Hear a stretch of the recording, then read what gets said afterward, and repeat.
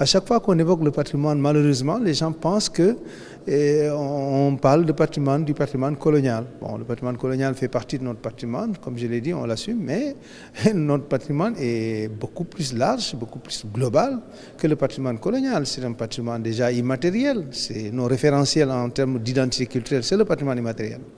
C'est vraiment les us et coutumes, c'est les rites, c'est les initiations, c'est un ensemble de choses qui ont structuré notre vie et qui continuent de nous faire ce que nous sommes.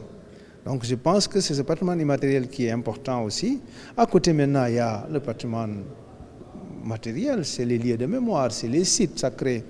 Et même là, c'est l'architecture traditionnelle. Ce n'est pas forcément donc le patrimoine colonial.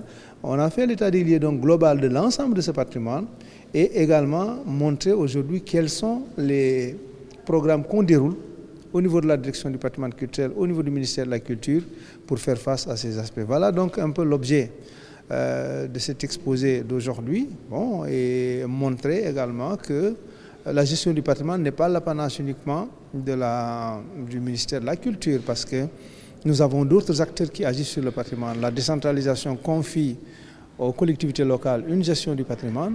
Nous avons également les autres ministères comme l'urbanisme, comme le tourisme. Il y a beaucoup de gens qui agissent sur le patrimoine, l'environnement et voilà, les associations, les ONG. Donc plus on s'ouvre, plus on mutualise, si vous voulez, nos expertises et nos connaissances, non moins, plus le patrimoine s'en portera mieux.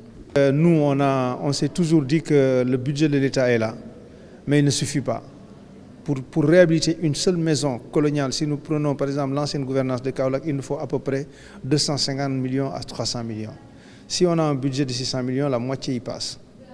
Nous avons décidé de faire de grosses réhabilitations, mais de réhabiliter également les lieux de mémoire auxquels les populations sont plus attachées.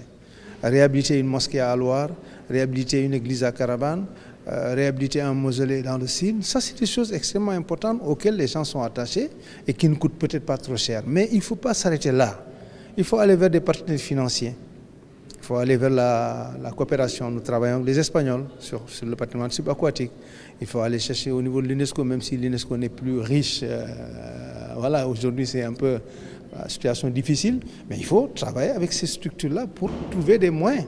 Et aujourd'hui également s'ouvrir au privé.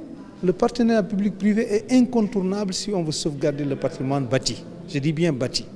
À Saint-Louis, nous saluons l'effort de M. Diaw, qui est un privé qui entre là-dedans, mais il faut le faire à Gorée, il faut le faire ailleurs. Il faut travailler avec les privés également pour s'ouvrir un peu à un fundraising beaucoup plus, si vous voulez, structuré et encadré pour la préservation du patrimoine.